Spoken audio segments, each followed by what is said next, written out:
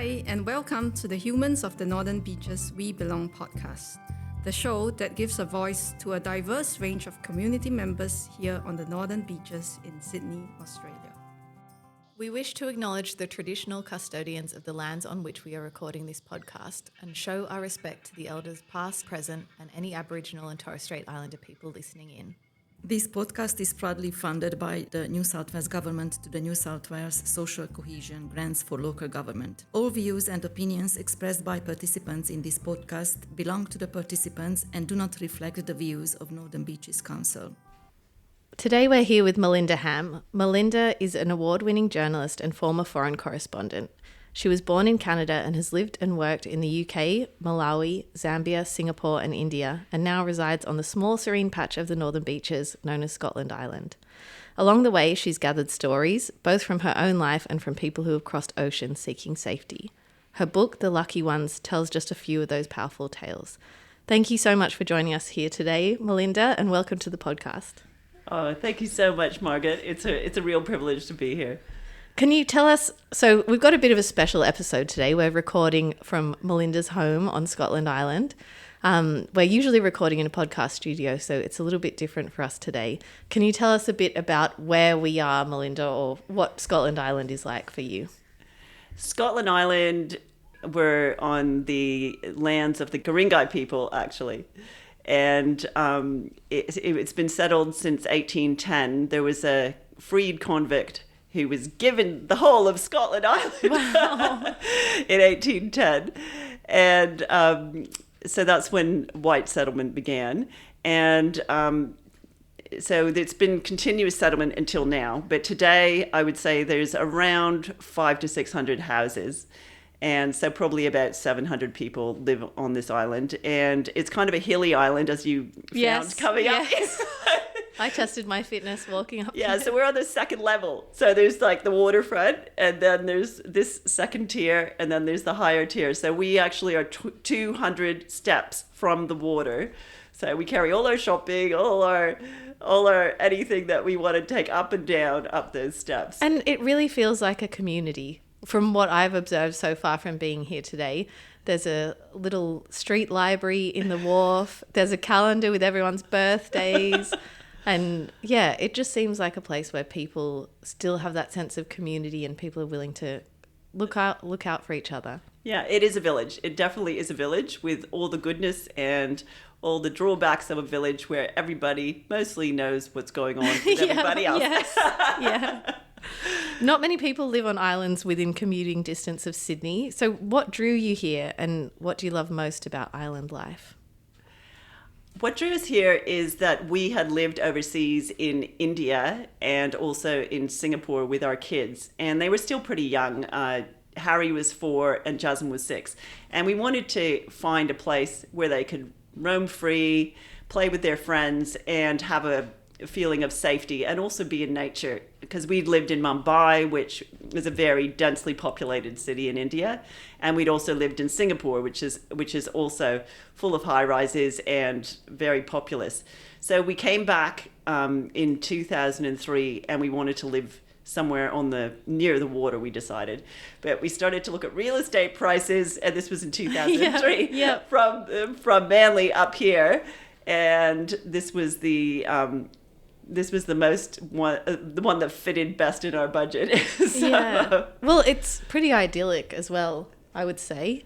These waterfront views. Yeah, it's a beautiful place. Oh yeah, and there's a ferry that takes the kids to Newport Primary School, and so we didn't have to drive them to school, and then they can get the ferry to Pittwater High, which most of them go to. So, that saves a morning rush then. Yeah, it was a pretty easy life, and I mean, we're lucky. My partner and I both work from home on the island, so we're able to enjoy living here as much as possible. Yeah. It sounds like the right place for you. So let's go back to your time as a foreign correspondent. What was it like working in Malawi and Zambia?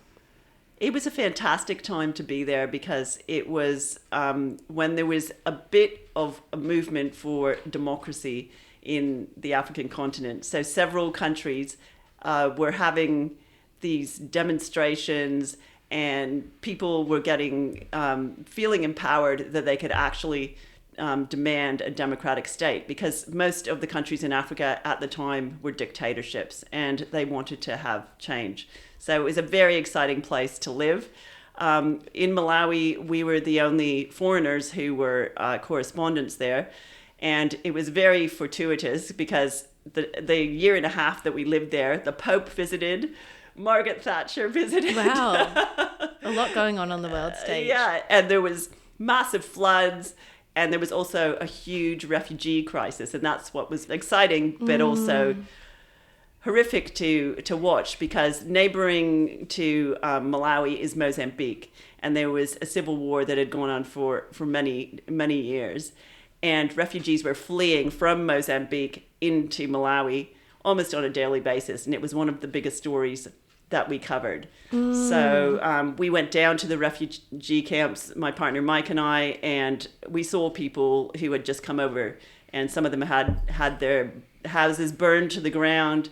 Other people, their daughters had been raped. They just had the clothes that they were standing up in, and it was pretty confronting to see that. We were only in our 20s, and this was our first sort of place we've been posted. But at the same time, the Malawian people and also the Malawian government were very welcoming to these refugees. Yeah. And that's one thing we found incredibly heartwarming. And the Malawian government did get international aid, but Malawi is a very tiny country. It only has 8 million people. And landlocked as well.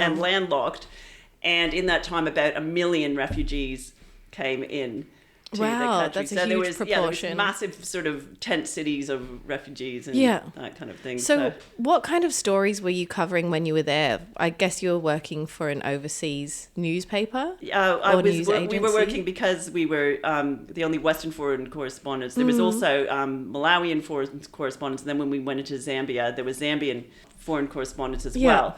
But we were covering every kind of stories. I mean, I was working mostly for the American Associated Press. Okay. So sometimes they said, oh, there's a golf tournament, an international golf tournament that I had to cover. So I would be covering golf, which I didn't really understand. And also we were covering a lot of those major issues that I mentioned before, like the floods and the refugees and that kind of thing. So there was a big mix of different stories. Were there any particular stories that stuck with you from those years? I think it was pretty exciting to see the visit of the Pope, because that was John Paul John Paul who visited then, and that was a huge production. So there was all the people came out and danced for him. There was big dance groups, there was singing groups, and there was literally tens of thousands of people who filled the stadium to see him talk. So that was pretty exciting. And then also the whole multi-party democracy, because we were in Malawi for a year and a half, and then we had to leave because of one of the stories that we'd written. So then we went first to Zimbabwe for a little while, and then to Zambia. And we were in Zambia right at the time that Nelson Mandela was released. And Nelson Mandela, he had been in jail for 27 years, and his party was the African National Congress. Yeah. And they had lived mostly in exile in Lusaka, which is the capital of Zambia. So a couple of weeks after he was released, he went straight up to Zambia because he wanted to see all his mates that had been, rooting for him while he'd been in jail. What an exciting time to be there. Yeah, so we got the privilege to be able to meet him, and he had a small press conference with us and some other journalists who were there at the time, and we got to be as close as I am to you right now. So that was quite an exciting highlight of my life, I would say, to actually meet a man of his stature. Yes, yeah. So, not many people get that opportunity at such a young age as well. Yeah. And he is an incredible man. Well, he was an incredible man. He's now died, but he was one of these people who takes so much time with everybody and talks about, how's your not me, but because he didn't know me, but people he knew, like, how's your mother, how's your daughter, oh, is she still doing this? And he'd still been kept in touch with a lot of people's families, and he was very caring. He wasn't a very humble person. So yeah, that was quite a privilege to be able to meet a man like that. Yeah, it sounds like it. So you've spent time in a lot of other different countries. What is it like to constantly be an outsider looking in while also being the storyteller? Yeah, I think that's a really good question. I think it gives you a perspective. It depends. I think it's always important to know who your audience is and to think about who you're amplifying the story of and who you're telling the story to. So in all the different situations in the different countries that I was in, I was always trying to be cognizant of that. But yeah, it was interesting, but it was also, you feel, I started to feel a sense that I wanted to have my own place that was my, sense of belonging. Yeah. When you're moving around and you're not located in one place for a long time, you feel a sense of disassociation after a while. Yeah. So that was part of why we came back to Australia. I think we wanted to raise our kids in one place and have them have a sense of belonging, to be able to make friends that would last a while and that kind of thing. And I mean, we found it on the northern beaches. So yeah. So did living in places with such strong contrasts, like you mentioned Mumbai, obviously Malawi, Zambia, Canada, places with such strong identities and contrasts, do they influence your sense of identity or your sense of belonging? Yeah, I would say that it gave me a real appreciation of different cultures and respect of different cultures. And I think when I came to Australia, one thing I really loved about it was it seemed a very welcoming country to different cultures. And Yeah. I felt that sometimes there was curiosity from like, whenever I opened my mouth, people were like, "Oh, where do you come from?" I'm like, "I'm from Canada." And that happened quite frequently, especially at the beginning when I first arrived, but now I have a bit of a morphed accent, which has taken on some Aussie tones. But yeah, I think there's curiosity in a lot of Aussies, that they want to know where people come from, and there's interest in people of diverse backgrounds, and I think that's a fantastic thing. And even in regional areas, I think I've traveled around to many different parts of Australia, and there's a warm and welcoming feeling in a lot of different places to a lot of different cultures. And I think that's a fantastic thing. And that's one thing I have liked about coming to Australia. Yeah. And do you find people still ask where you're from? Yeah. And I mean, just as a personal thing, I lived in Scotland for a few years. And by the end of my time there, and I'm talking 3 years, not long at all, but people would always ask, "Oh, where are you from?" And I just felt like saying, "I'm from here." I just felt like I had so many close friends from that area. I felt like I really belonged there. Yeah. But always you have people saying, "Oh, where are you from?" Yeah. Well, I mean, so we came here in 1994.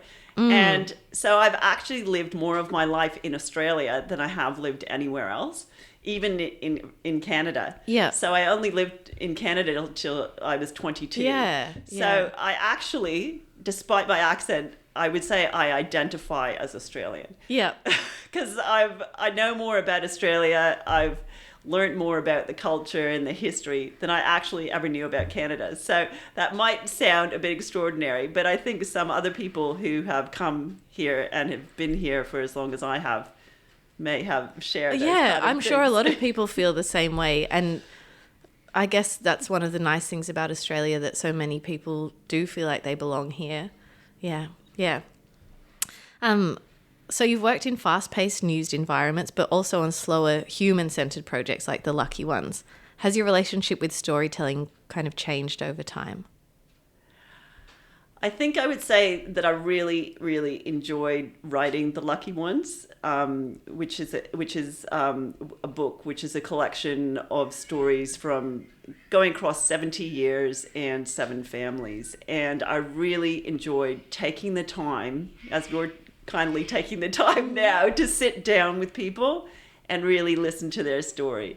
So I wasn't just after a quick news bite and having, a brief conversation when I wasn't really getting to the depths of why people had experienced this situation. So in the lucky ones, to do that, I went and talked to families that had come from Afghanistan, Tibet, Iraq, Vietnam, Poland. And how did you go about finding these people? So to find these people, I used many different ways. I used networks that I already had through people that I knew on the northern beaches, through people I'd met in the media, and friends, and just lent on people in lots of different ways. And there was some dead ends, but I started to get this idea that I wanted to amplify stories of people who were not famous, because we have all, heard of the incredible stories of people like Ando, but he's quite a famous person, and he was even famous comedian when he started, when he first wrote his book. So I wanted to amplify the story of people who are not famous, people who you might meet in Woolies or Coles who are checkout people, or a hospital orderly. I found that with the podcast too. Everyone thinks that their story is kind of uninteresting, but when you start talking to people, you really get a sense for how, I don't know, deep their stories run and how much they really have to share. Yeah, and I also wanted to amplify the stories of women. And so that started to narrow down some of the people that I was meeting, and I wanted to make sure in the 7 families that I did end up using as in the book, that they all had strong women in their stories. And then the other thing I started to become interested in was the second generation. Yeah. And so the children of refugees and what their experience was like as well. So all the families have children, and so I talked to their children as well. And I wanted to give, a full picture of what it's like to be a refugee, leaving your homeland, coming here, and settling here, and then having, a family, and what those experiences are like. So yeah, I suppose with some families going back over 70 years, some of them might even have grandchildren. Yes. At this stage. So yeah, it would be interesting to know what the grandchild's experience of it is. Yeah. And how connected they feel to the story. Yeah, and in some cases also the children translated for their parents, because the parents weren't confident speaking English to me. So and so the children translated for their parents. And then also what I did with the book is that once I'd written it, I went back to the people and got them to look at the manuscript and look at the section about them, and to make sure that they were okay with what they told me. And with some of the families, the parents were illiterate even in their own language, so we had to read it to them, and then they agreed, or they disagreed. They're like, "Oh, I said that? Oh no, okay, got to change that," or "Oh, I might have exaggerated a bit there." And but also, how powerful to hear your own story told back to you by, I'm guessing, their child, perhaps. Yeah. I hope the child always did a faithful translation. Yes, yeah, you're putting quite a bit of trust in them. What I was going to say is journalism often asks for objectivity, but these human stories are pretty emotional. So how did you strike the balance between objectivity and telling the story, in the way that reflected what they were saying? Well, I took all their stories, and then I tried to contextualize them, and I researched the period in history, well, recent history, most of them, but also going back to the Second World War. So I tried to check dates and places that they said, to really, make sure that was correct, what they said, because it's a book of narrative nonfiction. By doing the research, I tried to paint the picture of what it was like in that period, and even what the place would look like, and then I checked those details with them to make sure that it was accurate. So I mean, like, for example, when I was talking about Afghanistan, I was talking about the valley where Nick Moore grew up. And so I asked her, were there these kind of fruit trees, and what was it like? And after I'd done my research, and she goes, yeah, that was right, but no, we didn't have almond trees, or whatever it was, the specific detail. So that was one thing that was important. So I kind of fact checked their stories, and at the same time, I think what's really important is that that you want to amplify their stories, and they're the storytellers. So it's not me telling their stories, it's them telling their stories and it being amplified. So it's a sort of a subtle difference, but that was one thing that was really important. And I think also, like, it's a big philosophical thing, and even especially right now with the issues that are going on in the world, but impartiality and journalism, I think, is quite a difficult issue, because I think with some issues, when there's definitely human rights abuse that is happening, I think we need to tell those stories as they are, and not make a judgment, maybe, but just say human rights abuse is happening in this situation. And there was human rights abuse in all the stories that I covered, because the people were detained, or they were involved in many different situations where they were tortured, or they were abused. And so it was, those were definitely situations where there wasn't objectivity involved. Yeah. How do you approach listening, like really listening to someone whose story might be really hard to tell or hard to hear? I have to listen to how they're saying it, and in a few cases people sort of started telling their story and weren't able to continue it because it became too painful. So one of the people in my book is he's from the Democratic Republic of Congo, as it's called today, but it was called Zaire then. He was called Jeff, and he was detained, and he was telling his story to me, and I asked him about his detention and his torture. And he started to talk about the details, and then he said, "Oh, I can't say any more." And I said, "Oh, what's the problem?" And he said, "Well, I've never told anybody the details of this story." And I said, "Okay, you don't have to tell me. It's fine. I don't want to re-traumatize you.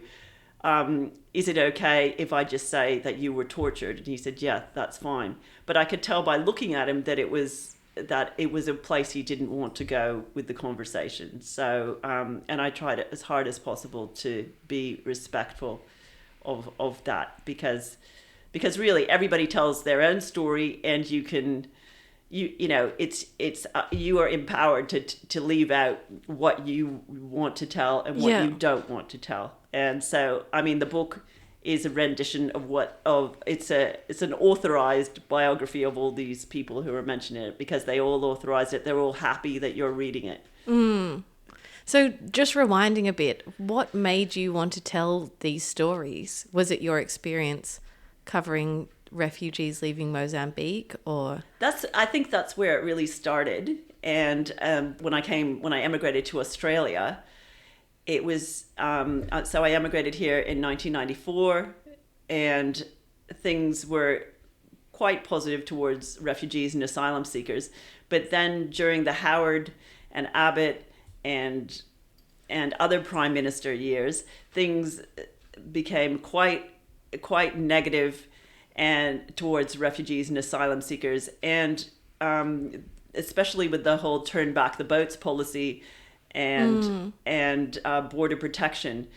And at that time, I got involved with the Asylum Seekers Center, and I worked there as a volunteer.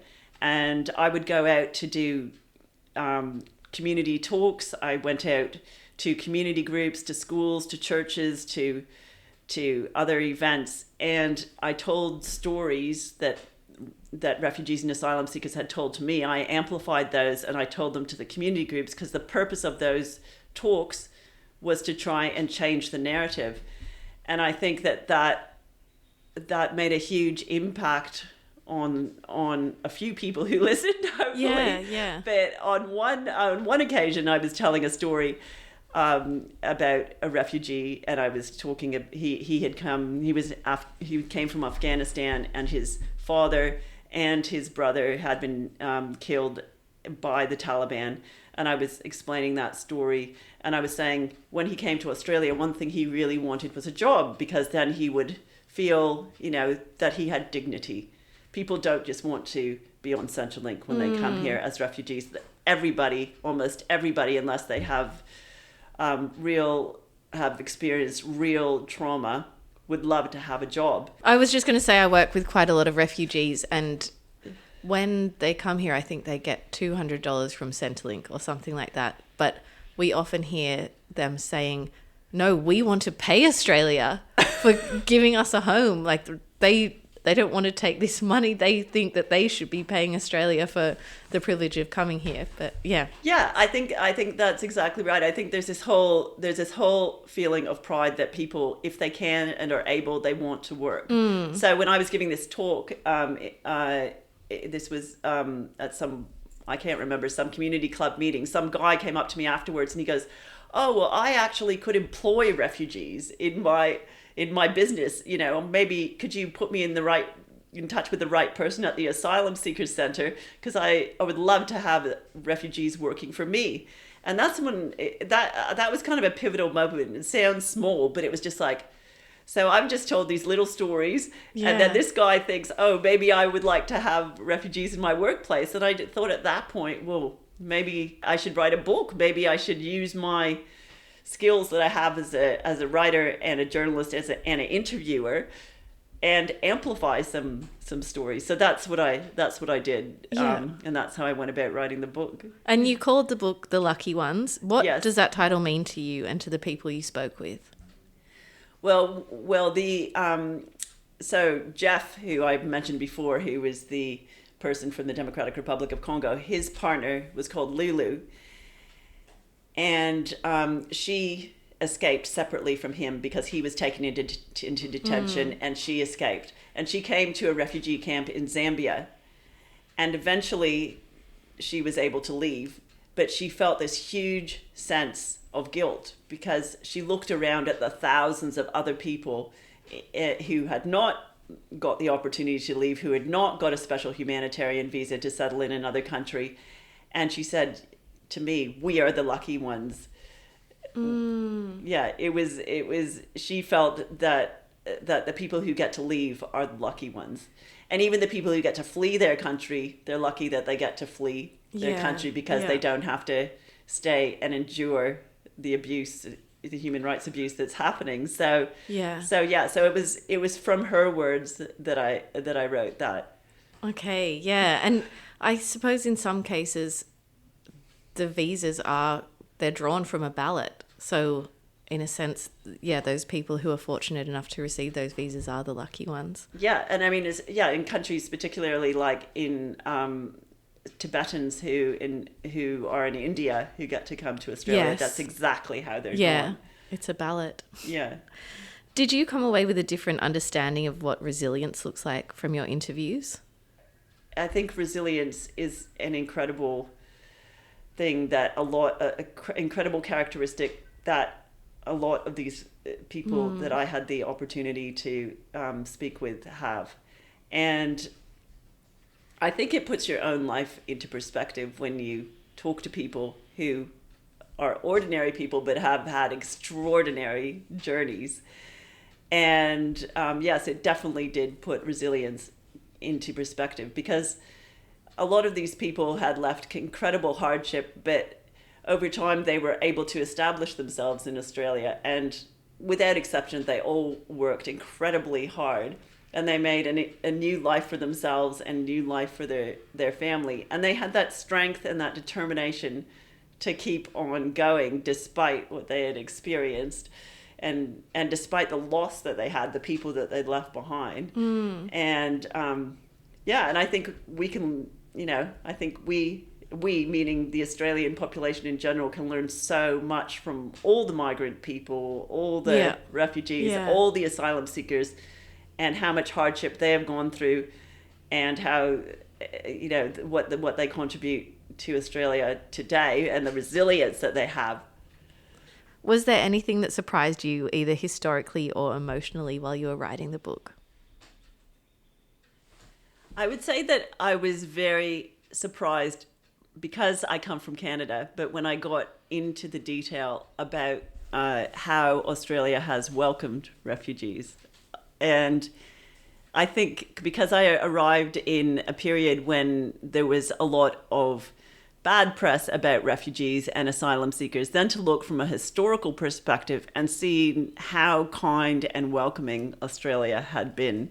That I found that very heartwarming, and it made me feel happy that I was, because initially I didn't feel happy with the kind of environment and welcoming that refugees and asylum seekers were receiving. Because I think from 1975 until 2000, those 25 years, there was many refugees, tens of thousands of refugees who came from all over the world, and they were really welcomed into Australia from all the different crises that were happening, all the different conflicts, be it in Vietnam, Cambodia, Laos, and Lebanon, in the former Yugoslavia. There was in Tibet and China, even with the Tiananmen Square crises. There was so many occasions when Australia showed warmth and compassion towards refugees, and not just Labor, but Liberal governments as well. And I found that was pretty incredible. And that's why I guess when we come to the point of the year 2000 with the Tampa, which was this cargo ship. I'll just tell you briefly what that was. The Tampa affair was a cargo ship that had picked up 400 people who had come from Afghanistan who were seeking asylum, and they had this boat. The Tampa had 400 Afghani people on board, and they were turned back from Australia, and they had to turn back and leave Australia. And they were not welcomed at that point. And Prime Minister John Howard changed legislation at that point. So that was a point, I think, where Australia did not show compassion towards refugees.